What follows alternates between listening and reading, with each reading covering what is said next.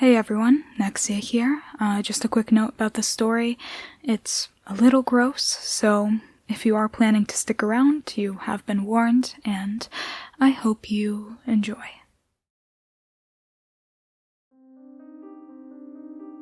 I've never been a squeamish person. You need to have a strong stomach in a profession like mine. 10 years as a physician will force you to see all kinds of things to keep you up at night. Third-degree burn victims with skin like rusted metal, harlequin babies that won't live past 12 hours, and grown men sobbing after pulling the plug on their mother that their health insurance wouldn't cover to keep breathing. I've seen it all. Sometimes I wish I hadn't. And yet, it was something so simple that broke me. It was a case that you see every day. At least, that's how it started. I still remember it all so clearly. A man was rushed into the emergency room after losing control of his car and landing it squarely in a ditch. He had 3 fractured vertebrae in his spine, as well as a rib going directly into his heart. It was a miracle he was still breathing. It was standard procedure. We carted him in and immediately began blood transfusion and monitoring his heartbeat. He kept murmuring as we hooked him up to our equipment. So faintly, but you could almost make out, "Please, stop." At the time, I assumed it was shock getting to his head. Retrospect has such a cruel way of working. The things you see when it's already too late. We were just about to begin an emergency thoracotomy to remove the rib when he flatlined. We immediately got the defibrillators and began trying to resuscitate him. Clear! It was no use. Clear! His heart hadn't beaten in 10 minutes. He was dead. Was dead. And then something odd happened. His heart began beating again. It didn't make any sense. We hadn't used the defibrillators in the past 5 minutes. I didn't bother speculating on what restarted it. I was just happy to not lose a patient. As I walked beside him to transfer him for surgery, I saw tears were streaming down the man's face. At the time, I thought it was an involuntary reaction or subconscious relief of surviving. I know better now. I couldn't let a miracle like this slip through my fingers. We carted him to surgery for the emergency thoracotomy. Those 2 hours are seared into my mind. The first incision made it clear something was terribly wrong. The smell. My God, the smell. It was like roadkill mixed with raw sewage that had been left out in the sun. Even through my mask, it hit me like a freight train, filling the room like a blossoming spore. One of the other surgeons began dry heaving, and it took every ounce of strength in my body not to vomit. That should have been it. I should have just walked out right then. I don't know why I pushed through. Maybe some misplaced sense of duty. Whatever it was, it forced me to continue with the operation. The blood that came out of him was thick, like rotten molasses. The more we opened him up, the more unexplainable horrors we saw. His ribs, which by all reason should have been broken, appeared to be in the process of healing. Actually, healing isn't the right word. It was more like regrowing. Thin blood vessels and bone marrow peeking out like botflies in skin, wriggling as if gasping for air. His lungs were filled with giant keloid-covered wounds. It was as if someone had stabbed him over and over. Any hole this big should have killed him instantly, let alone 20 in each lung. And yet, every single hole had been crusted shut with dried blood, as if they were nothing more than annoying scabs. The veins around the scar tissue of each hole were black and green, clearly infected. The worst was his heart.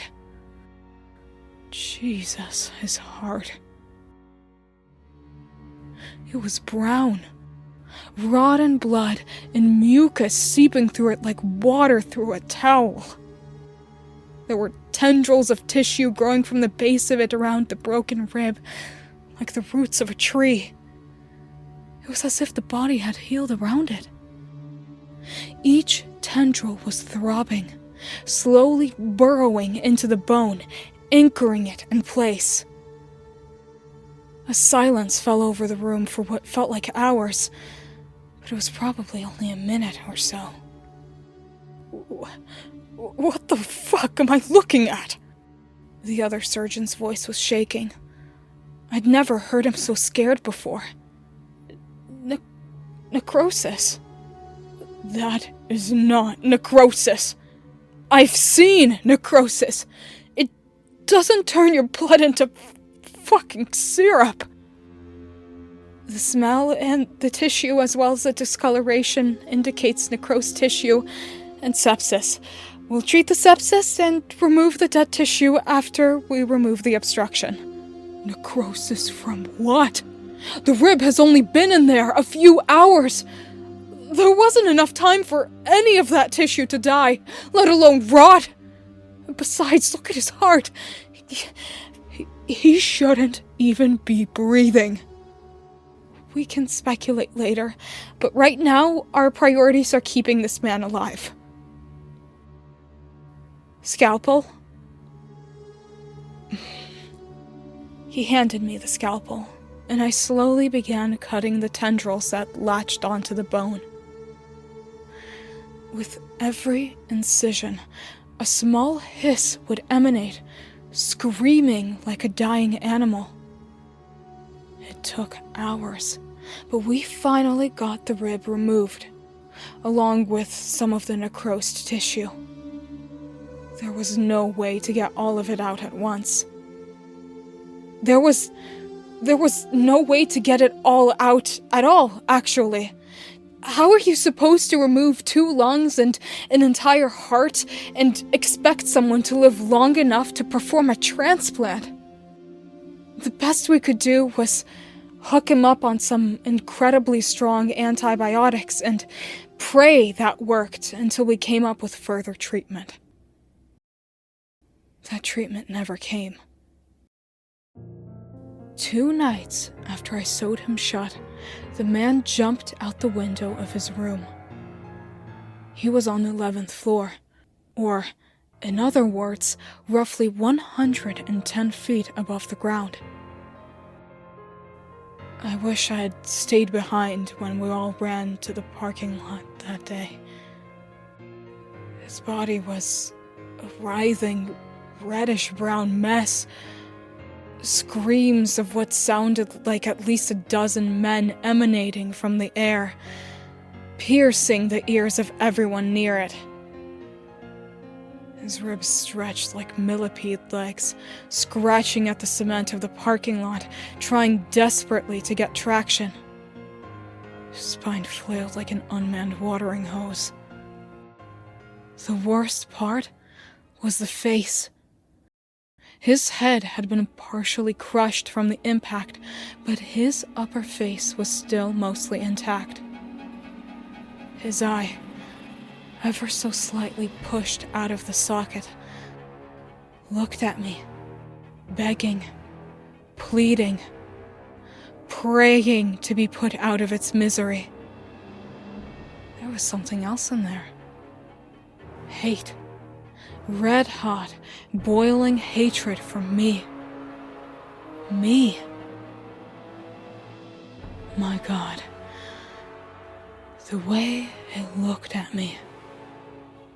That bloodshot abyss poured into my soul, into my very being. I could practically hear it scolding me, screaming at me. You did this to me! You kept me alive! How dare you think you could do this to me! Look at me! Look at what you've done!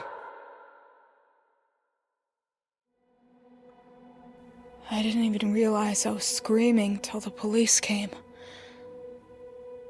I don't really remember what happened after that. The sound and smell of it all is the only thing that sticks in my mind. Yelling, gunshots, crying, cursing, crunching, smoke, and then finally silence. I never saw the body get carted away.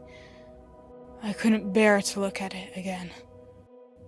Any of it again. I resigned the next day and never looked back. I'm in therapy now, and from what I've been told, I'm recovering quite well. The nightmares have stopped. I can sleep peacefully now. Almost. I still see it all when I close my eyes. The blood. The bones. The torn skin. And that eye. That eye. No matter where I go, that eye will follow me. And I will always feel its gaze. Its hate.